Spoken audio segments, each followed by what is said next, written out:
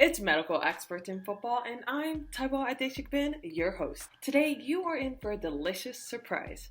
Today's guest hails from Northern California. She has a dual degree in athletic training and physical therapy, and she was the very first ever female head athletic trainer in Major League Soccer.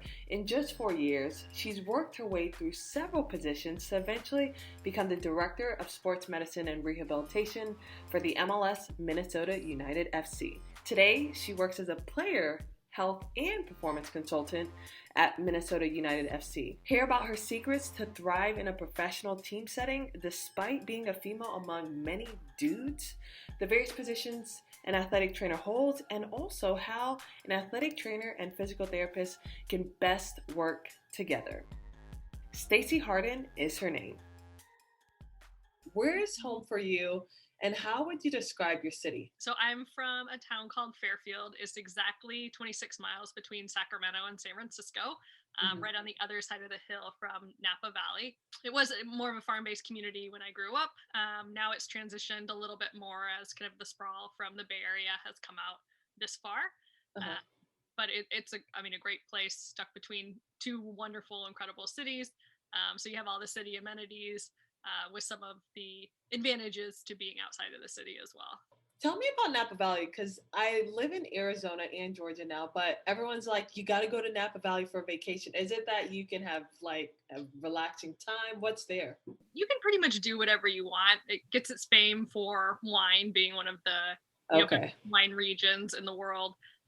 But there's actually a lot of really good hiking out there, and a ton of really good food. So even, fruits and vegetables, which people think of in California, but also different types of meats.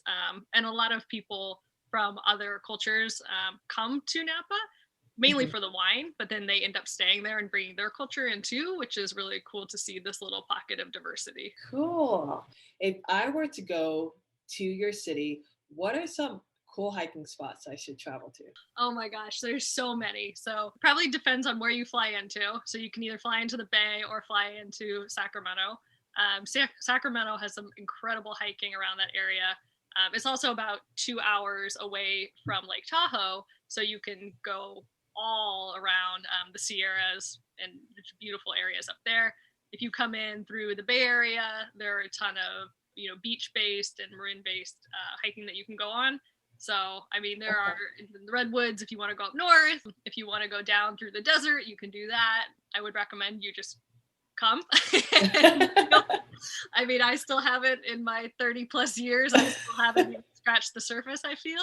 But it's a really cool state, really diverse, a lot of wonderful people, a lot of wonderful food, also traffic, but there are definitely ways to work around that. Well, let's talk about soccer, because you played as an attacker growing up. I want to know, what's the dirtiest thing you've done on the field? And I'll confess mine. I've never done it publicly, but I want to hear yours first. Yeah, I played and actually started as an attacker, and then we had so many good attackers on the team, and I was a lot bigger than most people my age. So I actually switched to the back of the field, which I love. Because the dirtiest, I don't know. Were you a nice player? I wouldn't say it was nice. I have one vivid memory of this girl on the rival team and I was trying to dribble up the line, and we were like neck and neck for speed. And I knew that there was going to be a collision because I took a bad touch and I was out too far. And I just remember both of us kind of looking at each other out of the corner of our eyes. And then we just boom crashed into each other. We both went down. The ball went out of bounds. Yeah. But it was one of those where, like, all right, you don't got to do it. Yeah. Yours was actually not even mean. Like, I was thinking like something like a blatant foul or something like that. But no, mine was when I think it was high school. I played as an attacker, and like there was a defender that kept fouling me, and the ref was calling most of the fouls, but there was one foul that was so clear he didn't call. The play moved on, and she was on the ground. She had fouled me, and like my foot happened to be on her stomach, and I made sure to see that she was still breathing. But I felt really bad after that, because I'm not a player that gets angry, but I kind of lost my cool. So that was like the worst memory that I have. But The ref did not give me a red card because he didn't see it. He was busy looking at the play. So you've been with the Minnesota United FC since your inaugural season in 2017. You've worked your way from athletic trainer to now the director of sports medicine and rehabilitation. And this was all in just 5 years. How did you make your mark in that organization in such a short time span? Really wasn't something that I set out to do initially. I figured with time things would organically build and I would grow and my career would advance. But it, like you mentioned, it did move at a pace that was a little bit different than I had planned for. But I think if you take time to get to know the organization and the people within the organization and figure out some of the areas for opportunity are and how you're able to best serve that, then naturally you find yourself in better positions or in different positions than you would expect. So aside from getting to know them, I still feel like there's something that you had to have done differently. Like you don't just get to know someone and then you just boom, you're at the top. Like what do you think you did differently? I truly don't know the big difference. I think you have to work hard. And that's in any job that you have. You have to show up, you have to work hard. Sometimes pro sports is a little bit different because everybody across the organization has very different roles and responsibilities and therefore different work hours. Sometimes players are at work for 2 hours, which is very different than what you may need to do on the medical front, and vice versa. We've had really, really talented people across the board who may not necessarily have the work ethic, and we've had people who have incredible work ethics who frankly may just not be that talented and everywhere in between. But I think if you come in and you work really hard and you continue to evolve with what you're being brought in to do, then it does work out in the end for you. Now, some people, and I don't mean to say this in a in a funny way, but some people have a view of what hard work is, but they have no idea that it's not just a 40-hour work shift. Can you give me an example of maybe some of the sacrifices or the extra effort or the time that you put in during your early years? This is always an interesting point. Working hard, and I don't want people to think it is quantity based. It really is quality based, but there are other times that the quantity is going to be there as well. For example, when you are in the medical field during a pandemic, your quantity of work is going to increase, and your quality still has to be there as well. Specifically last year, the majority of my weeks were 80 to 100-hour weeks. I had 4 days when we were in market that I did not go into the office. One of which was Thanksgiving. These are things that I don't hang my hat on. I'm not proud of them. They're not things I look to replicate because they're not sustainable, but I am proud of the quality of work that was done across the board, across our entire group during the pandemic. Quantity just happened to increase with that. I mean, you're right. 80 hours isn't sustainable for a long period of time, but how did you manage to still kind of stay afloat and remember, like, this won't be forever? I don't know if I did it well. As the people I spend time with. I think, first and foremost, my sister is an infectious disease physician. And so she was really helpful to put things in perspective. She would have hospital shifts where she'd be working for 40 days straight, 72 hours at a time without being able to go home. Having that perspective was really helpful for me to say, okay, maybe I have to do X amount of work on this protocol in order for the players to safely enter the facility. But that's nothing compared to the sacrifices that physicians and nurses and people who are helping keep hospitals safe and clean, everyone across the board, it's nothing compared to what they're doing. And then on the day-to-day, I think I try to practice what I preach to people. So I tried to sleep as much as I could, tried to eat well, exercise, get outside in a safe manner to make sure my mental state was able to be stable until we got a little bit of a reprieve. Yeah. Now, how much sleep are you getting now? A decent amount, actually. What's decent? I gotta hear what's decent. What's decent? Yeah, I aim for 8. Oh, okay. That's decent. Which is great. In the height of the pandemic and whatnot, with some of the stuff that was going on, internally and with the league, with the office. The league office is in New York, and we're in a different time zone, and that's okay. But there were some nights that it was 2 to 3 hour chunk maybe, that again was not sustainable. Yeah. Okay. Before I talk about like your actual role as a director, I'm curious to hear your thoughts because you are one of few females that are head athletic trainer that you were a head athletic trainer and still are in the Major League Soccer. And you said you never really experienced discrimination, but considering many females, whether they're athletes, they're journalists, they're medical professionals, they go through this. How did you manage to dodge that throughout your whole either athletic training, physical therapy, and now director position? Part of it I do think is luck, but part of it really is how you present and how you carry yourself. Being able to externally show that these are your values, these are your standards, this is how you operate and how you act, and then being able to quickly redirect people if they act in a way that you're not comfortable with, and not being ashamed of that, not being scared of that, but just having that as a matter of fact and then moving on has been really helpful. Another piece has been making sure that I continue to have strong mentors who I can speak with and be involved with organizations where I believe that they're looking to move forward, socially in a way that is at least in line with what, I think I would like to surround myself with. Now, you talked about how it's okay to sometimes like kindly and kind of affirmatively let someone know like, hey, like this is where I stand. Was there a moment that helped you realize the importance of being able to do that within a sporting organization? Yeah, actually, one of my greatest mentors is a male, which is completely fine. But I get a lot of female-oriented questions asked. But a lot of the best, a lot of the best advice that I have gotten professionally has been from him, and I think he has been able to observe some of the shortcomings and really help coach me and teach me on those.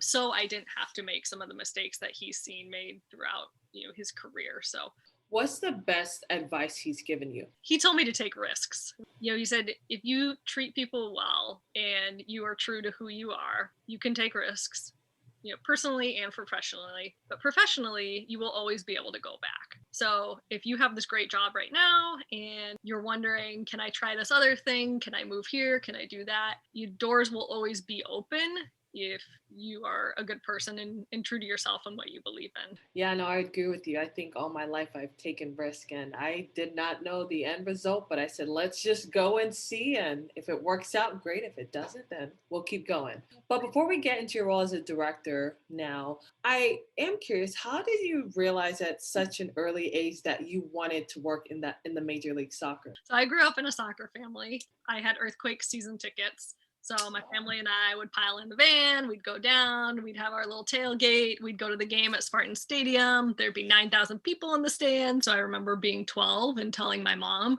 I want to work. How do you get to be on the sidelines there when you get older? It really just kind of stuck with me from there, growing up playing soccer. And then, like a lot of physical therapists, got injured, went to physical therapy, had a great physical therapist, figured out there was a way to combine medicine and sports together, and said, okay, this is it. This is what I want to do.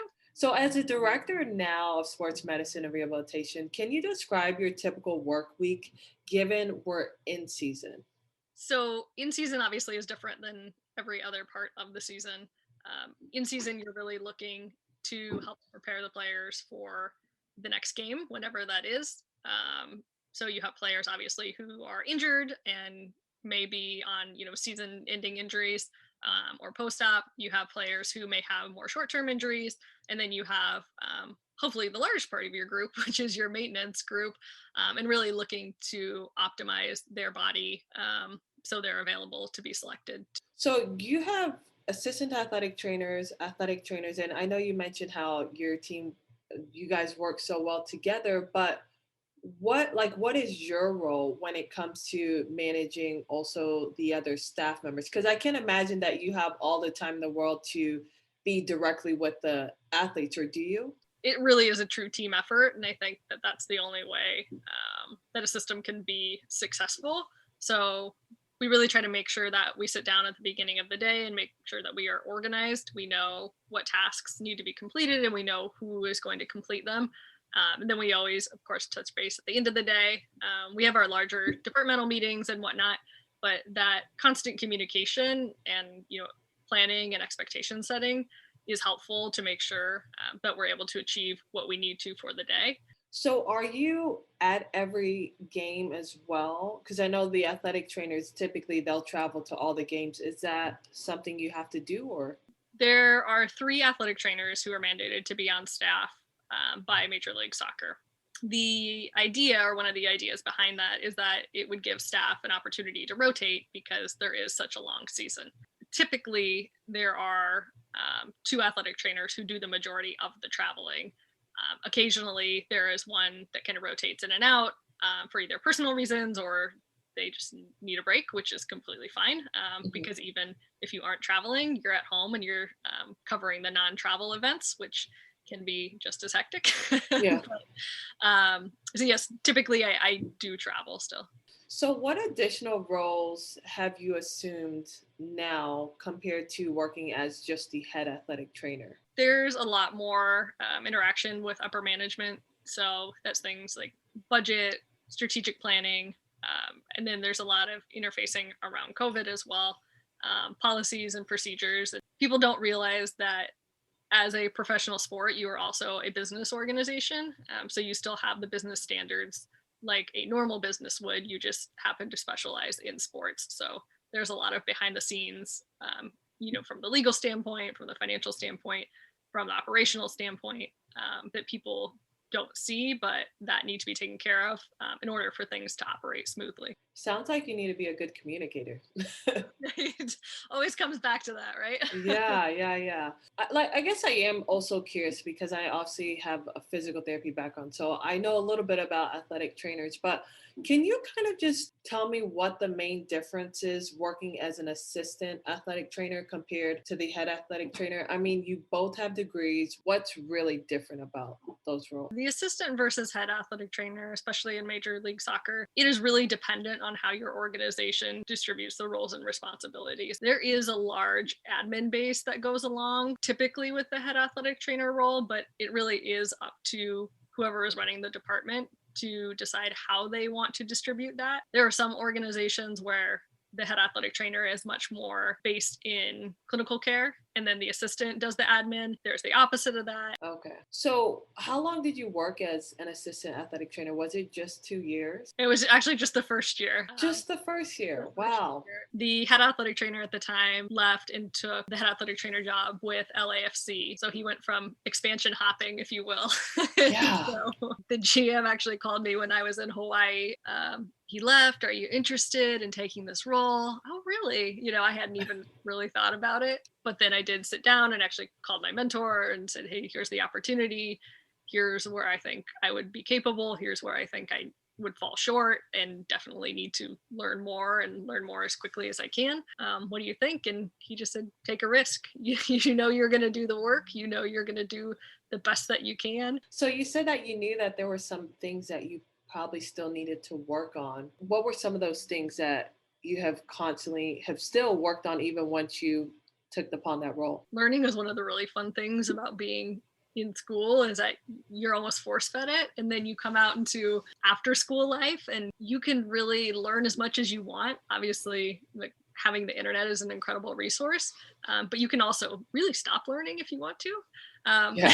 and I didn't really realize that when I left. I was like, this is just what I'm used to doing. So, figuring out a schedule and a plan that made sense for me to continue learning in a way that I liked was really advantageous. And then, realizing that you don't know what you don't know. So there are a lot of opportunities that you just haven't been involved with or you haven't had exposure to will shape the way that you think and the way that you do your job and the way you interact with other people. So for me, it was trying to be as open-minded as I could and try to experience all of these things to continue to learn, as opposed to coming in with an iron fist and saying, hey, this is how we're going to do it. Gotcha.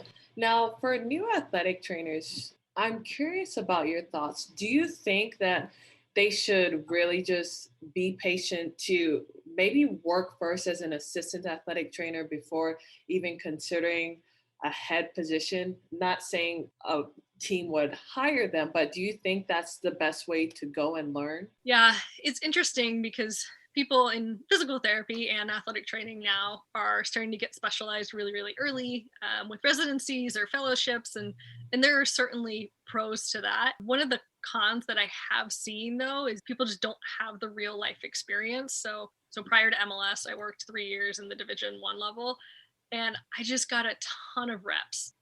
At a professional level, you may have 30 people on your roster, plus or minus, depending your sport. So you just don't get the opportunity to see as many things. Seeing as much as you can, and then really honing in once you have a pretty clear idea of what's typical, what is atypical, what is Mhm. a normal variance is really helpful.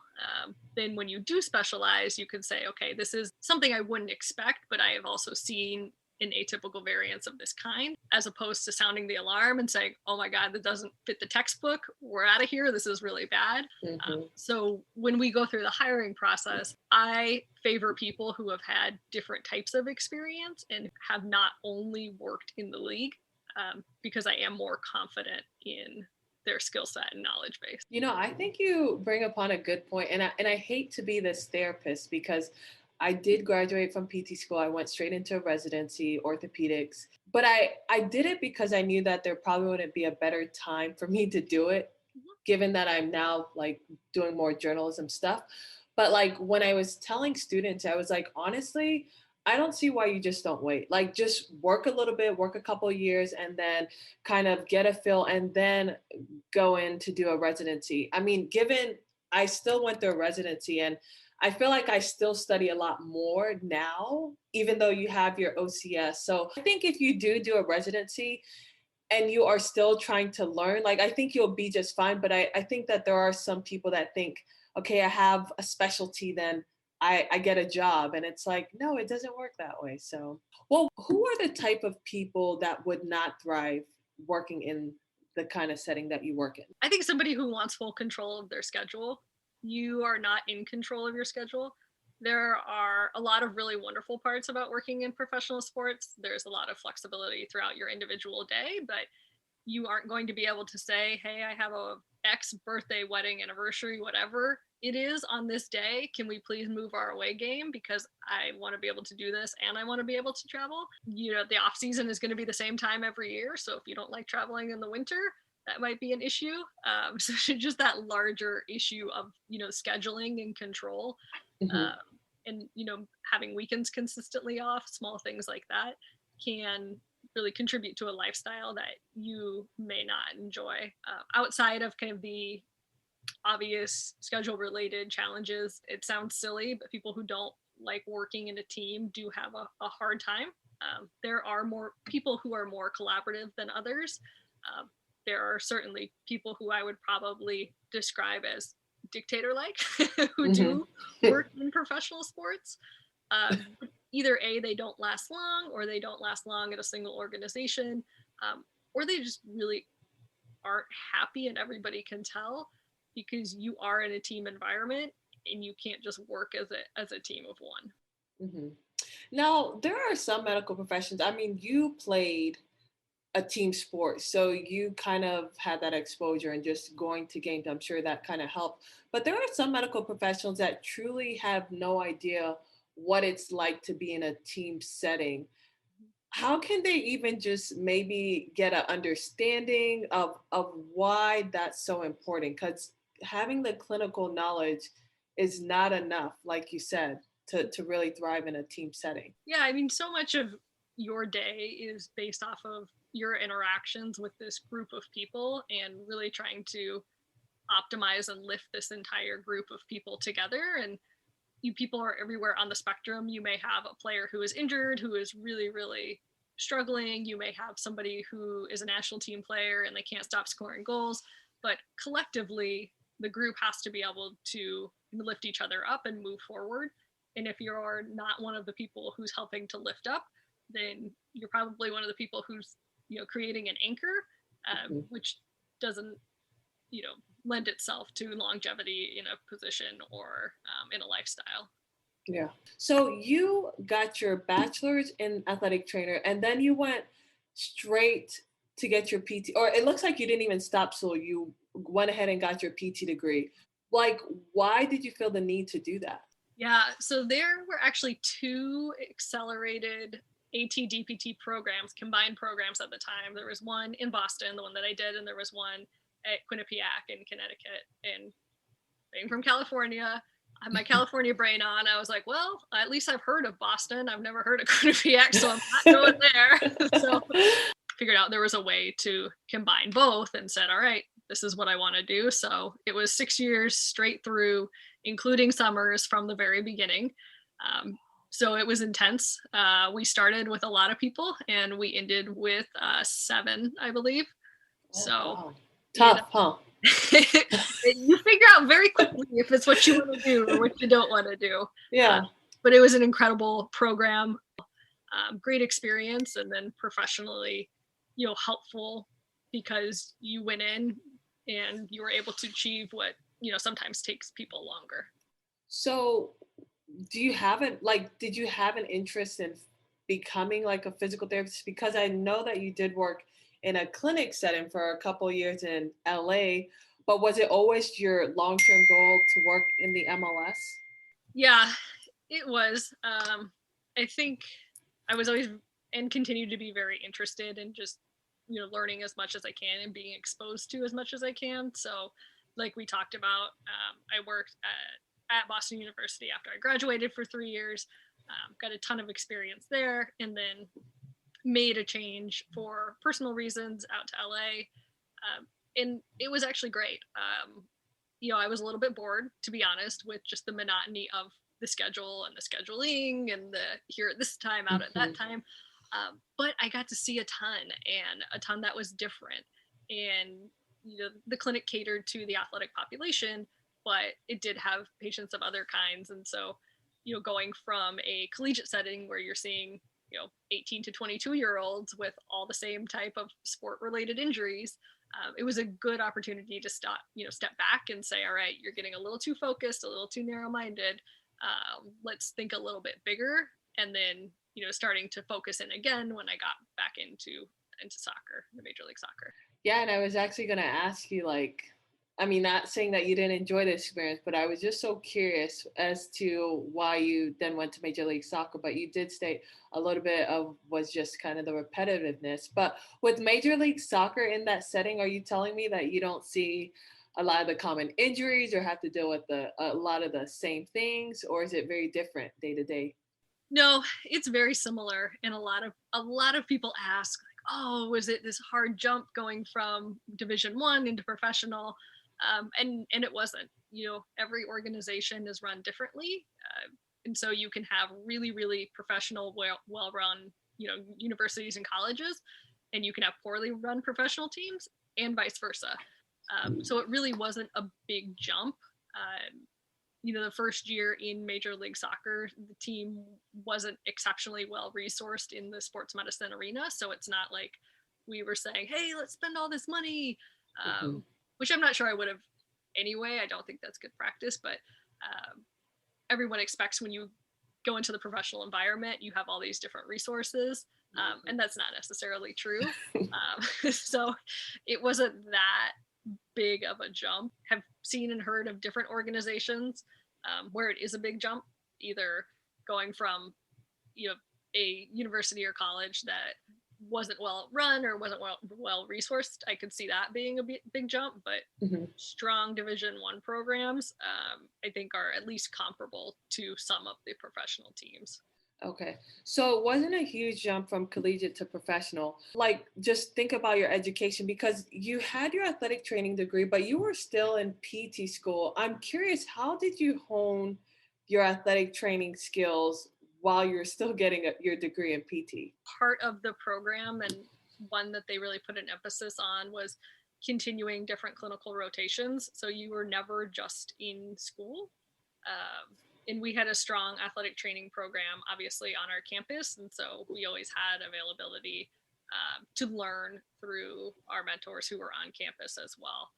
So it was kind of the period of continuing to learn, both in the classroom and then in the clinical setting wherever we were.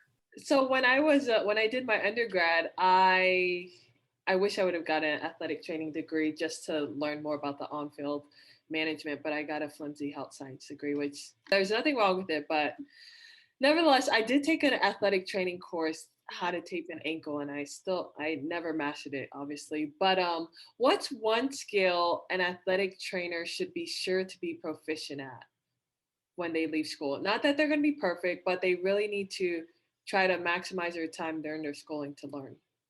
There's the one that's going to matter the most, which is cardiac care, making sure that you are competent and comfortable in your cardiac skills will potentially save someone's life.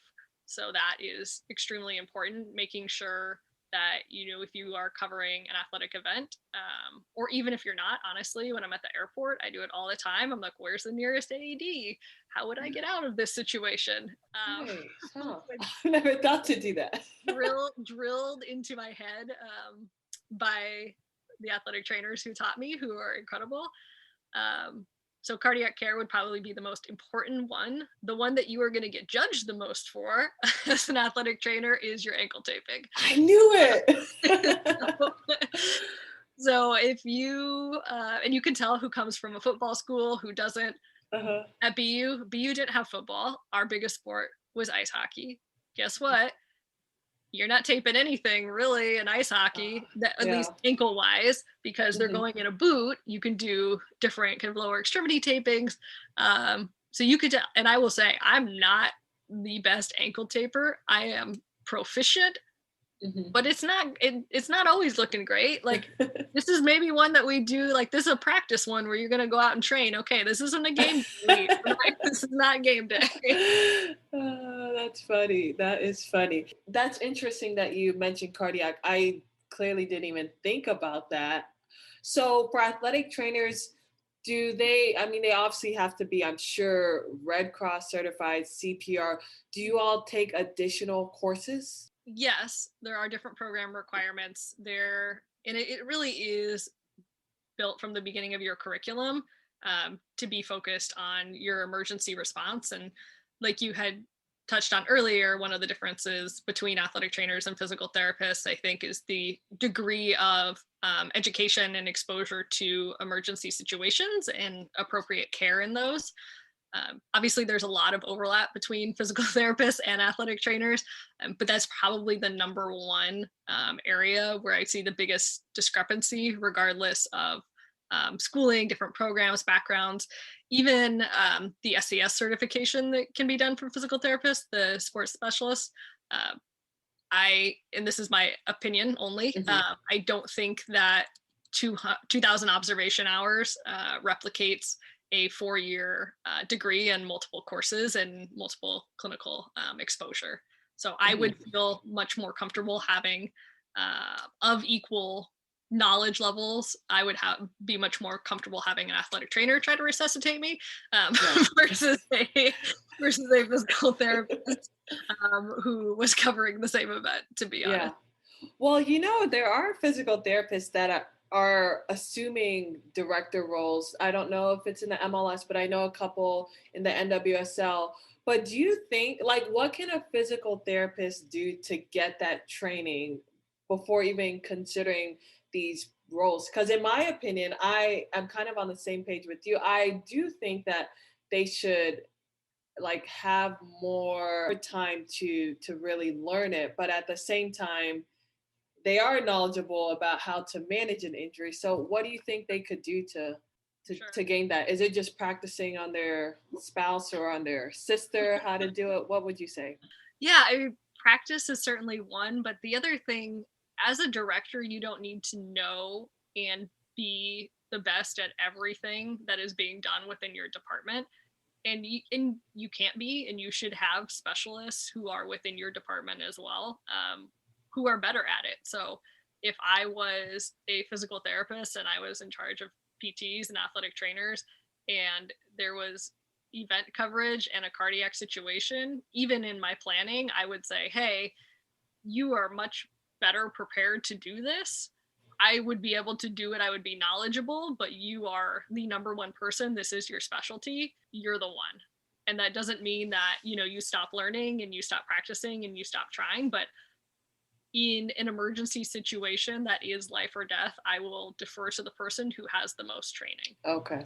So you don't necessarily have to be the master at it, but Right. at least have an idea what to do and how to delegate a task. Exactly. Well, since you have the privilege and truly of working in both, or you have an understanding of both settings, can you tell me something that a physical therapist can do to make an athletic trainer's life easier, or even just like maybe a tip that physical therapists can know? Because I do feel like, and it's not every physical therapist, but I sense that there are still therapists out there that think they have their doctorate, they can manage any injury, even if it's an acute, but the reality is you can't. You have not been trained that. But what's something that you would tell a therapist to help work better with an athletic trainer? I think that's a really keen observation, and one that, I think unfortunately is true, but especially kind of younger generations of physical therapists and athletic trainers are consciously trying to understand each other better, and gain exposure. And that would probably be the number one thing, is really sit down, if you're able to, sit down with your coworkers and colleagues and say, hey, this is my background, this is my experience, this is what I'm comfortable in doing. Here are areas where I'm capable of doing it, but less comfortable, and figure out where everybody sits in that equation. It takes a brave person to say, hey, I'm competent and capable of doing this, but I'm not super comfortable. Or guess what? I just really don't like doing this. So, oh, you like doing this? Oh, and this is your area of expertise? Excellent. You can do that. But thinking that you know everything and should be dictating how everything is done, it's not good care.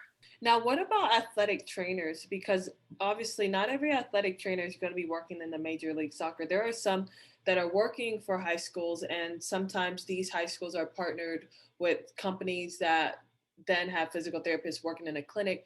How can athletic trainers also build that relationship with with the physical therapist when it comes to managing an athlete's injury? Yeah, probably the same advice. Sit down and say, hey, this is what I do, this is what I'm capable of doing, and then have those constant check-ins. Maybe as a PT, I would say, hey, is there anything that you feel like I'm doing that you would do differently, or that you feel like you can do, or you want to do, and have that open dialogue. And then obviously, you can make changes with respect to your state practice act, make sure everything is legal. Yeah. But I think when we pigeonhole each other based off of our professions and the letters before or after our names, we really miss out on the opportunity to learn from each other and ultimately deliver the best care that we can. And that's really what it's about, is figuring out how to get the person in front of you the absolute best care that can be provided. And that means working together as a team and using the best bits of every resource that you have. Okay, and then lastly, before I ask you for your advice for future athletic trainers, I am very curious as to how you're able to keep your athletic training and PT degree. Are you making sure you kind of take continuing educational courses, or are you also still making sure you get hours in the clinic as a PT? Yeah, so each state has different license renewal requirements. So some require CEUs, some require you to report what type of practice you're doing and how you're doing it. So it's nice that states do regulate that. So there are some standards. I do try to do continuing education that is geared towards the larger kind of sports performance and sports medicine professional. Typically found that CEU courses that allow both physical therapists and athletic trainers are usually a little bit better. They're usually a little bit better thought out, and they're more focused on the content and less focused on the practitioner, which can be helpful when you're working in a more blended environment. And then, legally from the physical therapy side, any type of post-op or long-term rehab is considered clinical hours, and we certainly still do that. Have hopefully not that many, but sometimes sometimes it's certainly enough to keep your license, which is helpful. Those CEU courses that you said blends kind of both AT and PT. Are there some courses that you've enjoyed? Like I know for PT there's like MedBridge. Are there any that you particularly really liked? I have liked some of the adjunct modality courses quite a bit. I think they're just another tool in your toolbox. Largely, I'm kind of grounded in therapeutic exercise and making sure people are strong and move well. But I have taken some dry courses, so Sue Falzone's course. Well, Stacey, what keeps you going? I know you're. I mean, a lot of people can see, hey, Stacey's at the top. She's a director, but I feel like you're motivated by much more. What's that? I guess I've always just kind of been a nerd, so learning does motivate me. You can probably ask some of the players who I work with, and it's probably one of the best compliments I've ever gotten was people saying, you just get really excited when I like move really well, or when my knee's looking like that, or my glute today doesn't have a big trigger point, and like you get excited about that. And I was like, well, yeah, I guess like I just innately really do enjoy what I'm doing, and awesome. People can tell, Yeah, people can tell when you're picking it. People can tell when you like it and you are who you are. And if you're a big nerd, there's a place for you in professional sports as well. Now I have to ask, this is totally random, but I find myself doing it at the gym. Are you that nerd too that is like watching people's movements as they're walking or working out? Or are you able to like just focus on what you're doing? I really try to turn it off, but it's hard. In the same way that if I go like watch a friend's kids, U5 soccer game, I'm trying to turn it off. And in some cases I can, but other times it's like, oh, if that happens, then, where's the AD? Where's the splint kit? So at the gym specifically, like if someone's on a treadmill in front of me, yeah, like I'm watching your gait and I'm sorry. I'm not going to say anything, but that's where I zone out and go to. Okay, well, I'm so glad to know that I'm not the only one still struggling till this day. Well, Stacey, lastly, there are going to be many athletic trainers tuning in because they do hope to work in the setting that you're in. What is one piece of advice that you could give them to kind of encourage them to pursue that dream, that goal, even if they may not feel like it's near? What is something that they can do to continue to move forward and kind of become a better clinician? A lot of professional jobs are networking based, as many jobs are. And there are many different ways that you can do that. With social media, it is a wonderful resource because you're able to have access to people who are all over the world. And obviously you figured that out with your podcast, which is just amazing. I'm like, she got who on? What? Yeah. So I would just say, if you genuinely get to know people and reach out to them, learn from them, and stay in touch, then doors will open up. There are a lot of opportunities, and it may not be the one in the market that you want to be in at the time you want to be in, the sport you want to be in, but there are so many little connections within the professional realm that staying in touch and continuing to work forward, you will have something open up. And that was Stacey Hardin, athletic trainer and physical therapist for the Minnesota United FC. And I'm Taiwo Adeshikbin, your host. Be sure to download and comment, rate, and tell me your thoughts if you enjoyed it or not. We'll check you later.